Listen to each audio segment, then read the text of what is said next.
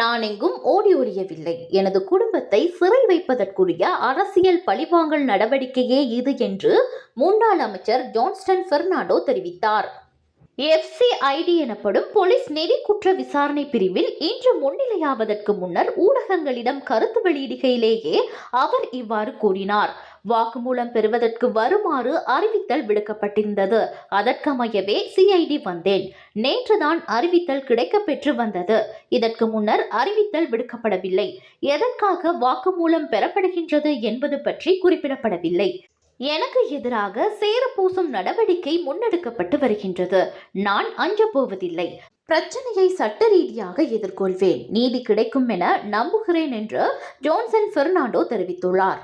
இதேவேளை முன்னாள் அமைச்சர் ஜான்ஸ்டன் பெர்னாண்டோவின் மகனும் விளக்கமறியலில் வைக்கப்பட்டுள்ளார்.